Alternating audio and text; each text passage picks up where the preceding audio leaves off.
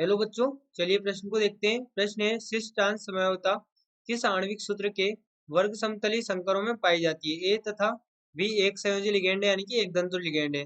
विकल्प ए Ma4, विकल्प B Ma3b, विकल्प सी Ma2b2 और विकल्प डी Ma b3। तो देखिए बच्चों, यहाँ पर बात करें प्रश्न की मुख्य अवधारणा की।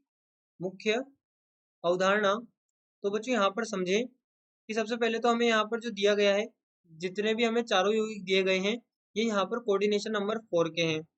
यहाँ पर कोऑर्डिनेशन नंबर 4 के हम देख सकते हैं यहाँ पर इन्हें A3b, A2b2, AB3, ये यहाँ पर सभी कोऑर्डिनेशन नंबर 4 के हैं। अब कोऑर्डिनेशन नंबर 4 में यदि बच्चों सिस ट्रांस की बात करें तो यहाँ पर हम कहते हैं कि सिस ट्रांस पहले तो हमें पता है कि ये ज्यामितीय समवायता होती है। ज्यामितीय समवायता होती है जिसमें सिस और ट्रांस आता है। सिस और ट्रांस आता है। अब बच्चों ट्रांस में क्या होता है? दो समान यौगिक एक दूसरे के सामने, दो समान परमाणु दो समान परमाणु एक दूसरे से 180 डिग्री पर, एक दूसरे से 180 डिग्री पर। तो देखिए बच्चों, यहाँ पर जो जैसा कि हमें विकल्पों में दिया गया है, पहले तो हमें दिया गया है यहाँ पर बात करें Ma4 की। तो देखिए Ma4 जो है, इसकी यदि वर्ग समतली संरचना की बात करें तो वर्ग समतली संरचना में यहाँ पर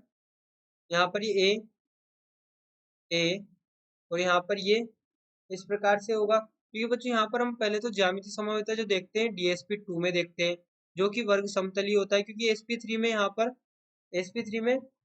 पर हम कह सकते हैं कि सारे एंगल समान होते हैं, सारे एंगल समान होते हैं। तो यहाँ पर जो ज्यामितीय समवायता है, ये पाई ही नहीं जाती। यहाँ पर sp3 जो कि चतुष्फलकीय होता है, इसमें सारे कोण समान होने के कारण यहाँ पर ज्यामितीय समवायता नहीं पाई जाती। तो बच्चों यहाँ पर हम बात करें अब वर्ग समतली की, तो ये हमारे पास में वर्ग समतली संरचना इस प्रकार से होती है। तो बच्चों यहाँ से हम देख सकते हैं कि जब हम चारों यौगिक यहाँ पर चारों लिगेंड एक समान है, तो हम यहाँ पर कैसे पता कर सकते हैं कि ये सिस होगा या ट्रांस होगा? यहाँ पर चारों यौगिक एक दूसरे के समान है, तो यहाँ पर हम कह सकते हैं कि इसमें तो ज्यामितीय समवायता में नहीं पाई जाएगी। दूसरा यौगिक बात करें Ma3b4, Ma3 और B।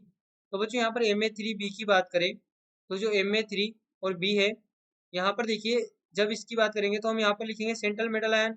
यहाँ पर ये A, यहाँ पर ये A, ये B और ये A। अब बच्चों यदि हमें यहाँ पर समवायता की बात करनी है तो समवायता हम कब देखते हैं? जब हम इसकी संरचना को परिवर्तित करें और हमें दूसरी संरचना प्राप्त हो जाए। अब बच्चों यदि हम इसकी संरचना को परिवर्तित करेंगे तो यहाँ पर ध्यान दें कि यदि मैं बी को एक ही जगह रख दूं, इस वाले एक ही जगह, तो भी मुझे वही संरचना प्राप्त होगी।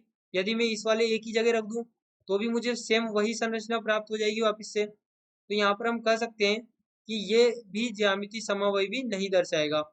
वहीं पे बच्चों बात करें Ma2b2 की, Ma2b2 की, तो बच्चों यहाँ पर एक चीज और ध्यान दें बच्चों कि जो हमारा डी विकल्प है, डी विकल्प भी इसी प्रकार से जैसे A3b है वैसे ही वो B3a है। इसका अर्थ क्या हुआ? देखिए यहाँ पर देखिए MB3a, जो कि इस प्रकार से यहाँ पर होगा। यहाँ पर सभी एक ही जगह B आ जाएगा। यहाँ पर ये M, यहाँ पर ये B होगा और ये A और ये A। अब यहाँ पर इनकी पोजीशन चेंज करेंगे तो भी हमें बार बार वही संरचना प्राप्त होगी। यहाँ पर हम यदि मैं यहाँ पर इसको यहाँ रख दूं और इसको यहाँ पे रख दूं, तो भी देखिए बी के सामने पहले भी ए था, अभी भी ए है। यहाँ पर ए के सामने पहले भी ए था, अभी भी ए है। तो यहाँ पर इनकी संरचना में कोई भी परिवर्तन नहीं आएगा।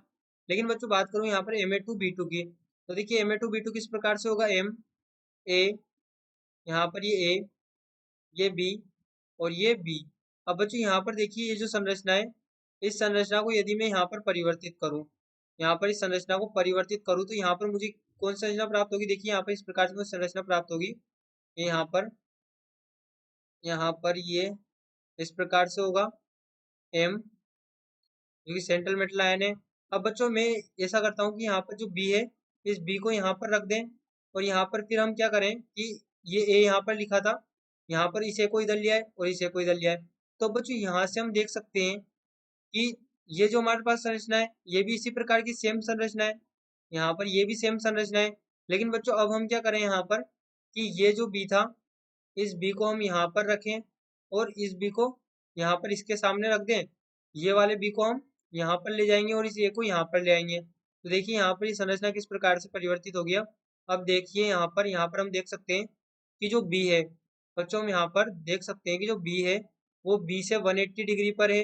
बी यहाँ पर बी और बी के बीच में जो एंगल है ये 180 डिग्री का है, और यहाँ पर ए और ए के बीच में जो एंगल है ये भी 180 डिग्री का है। तो यहाँ पर हम कह सकते हैं कि ये हमारे पास में ट्रांस संरचना होगी, ये हमारे पास में ट्रांस संरचना होगी।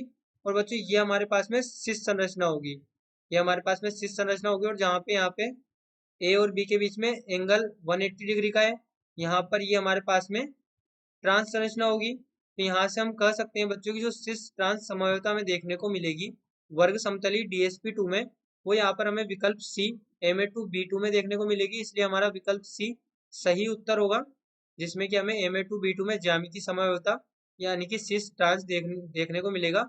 आशा करते हैं आपको प्रश्न समझ आया होगा। धन्यवाद।